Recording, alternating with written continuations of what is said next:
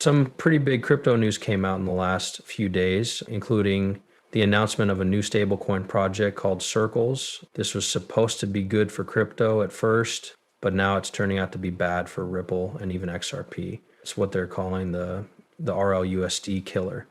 And I find it funny that these kinds of things are starting to show up in the space. If you've been watching this for a while, you know that many things have been sold as Ethereum, Bitcoin, and XRP killers.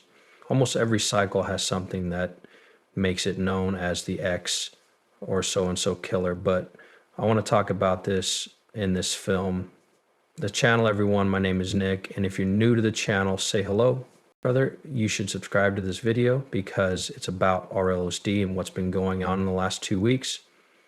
I've been focusing on the amount of RLUSD that has been going up. The number of calls is up about 7%, bringing the total to about 317 million, which isn't too crazy, but it's good because it means that RLUSD has been moving up in the rankings of the best currencies. Keep your coins safe. It's great to see that Ripple is making great progress toward their goal of making RLUSD a front 5 safe coin. They do talk about it in the US, but right now we're mostly interested in the USD study coin. They're not too far away. And if they really started to push for that billion, they could get it. Safe coins would be in the top 7 or 8 projects, and some of the biggest ones like PayPal would almost be turned on their heads by them. So Rod is pretty close to that top 5 spot. I think it will happen by the end of the year. At this point, 344 million rubles are also linked to it.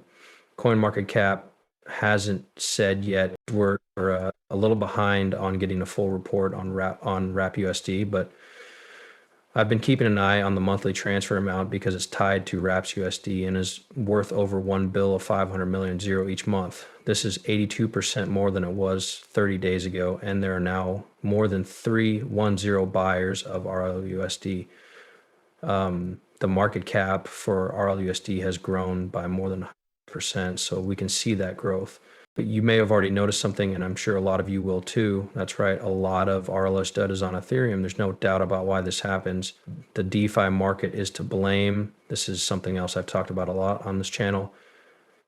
Ethereum is connected to more than 1,000 protocols, which makes it, the ocean of DeFi at this point. RLUSD will grow a lot on Ethereum until that changes, which I think will happen with EVM sidechains and bridges. It's exciting that 94 million RLUSD are still linked to the XRP system. But despite how successful RLUSD has been, there have been some pretty big changes, especially on Ethereum with RLUSD. I want to talk about this because we're still here. You know how important this is for RLUSD and how it will finally be important for XRP as well. From vet_x0, 39 million RLUSD have been burned on the XRP record and made it to Ethereum. Many people have ideas about why this is happening in the UK. At the heart of this are SBI and institutional support.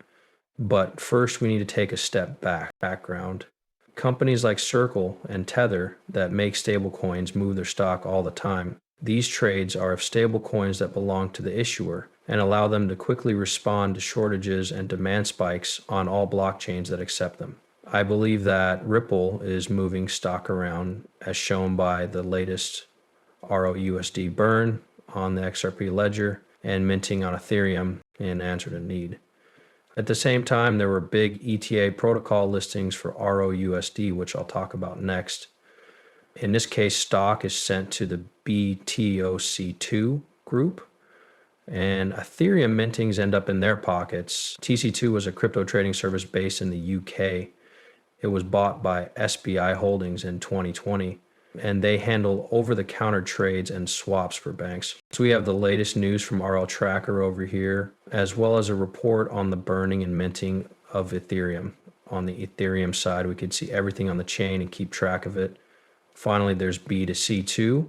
Of course, this did happen. What's interesting is that everyone will say this is very bad news because I'm not really interested in switching from the XRP system to Ethereum. What I'm interested in is how well this worked. You can read a great post by a crypto writer about this here. This is what RLUSD looks like when it goes from the XRP ledger to Ethereum using burn to mint via Ripple with a 22-second delay. In just 22 seconds, they were able to burn 12 million RLUSD and then mint the same amount on Ethereum. That's crazy. This is what productivity looks like. It's cool to see, but I agree with Vet that this did happen because I think Ripple was responding to demand.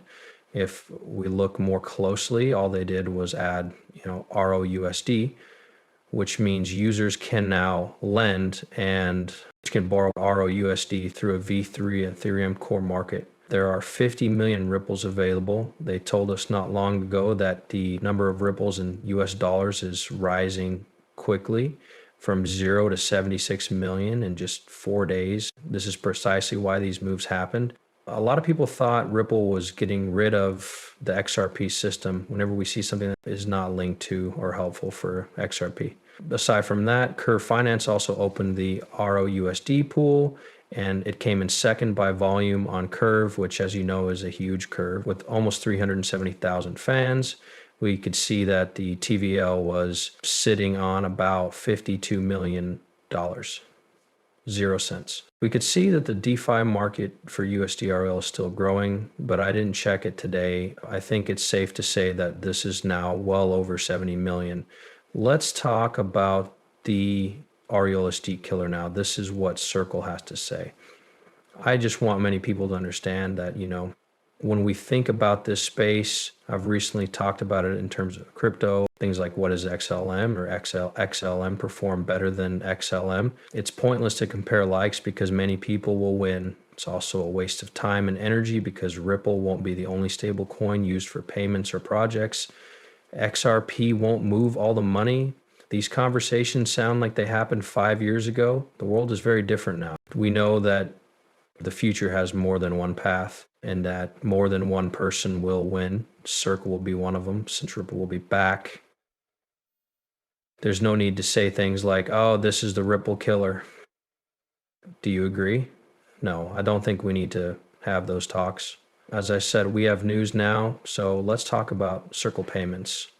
Our network makes it easy for banks to join, which will make it easier for money to move around the world using stable coins like USDC in New York to make sure that payments are always correct. Every day, 24 hours a day, payments between banks can be slow and cost a lot at the moment.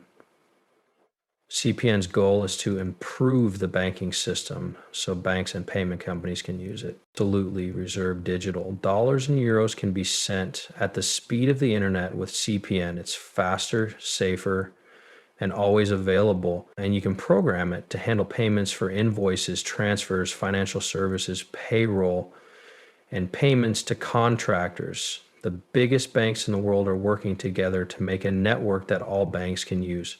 There are already more than 20 design partners for the worldwide network, and it's starting to take shape. Local Payments, WorldSend, Bank Finance, and more are among them. It's interesting that some of these names are partners of Ripple. The Yellow Card app, Coins, PH, and more. We're not just making safe coins, we're also putting together a new way to pay for things around the world. They also break down other partners, which is very interesting.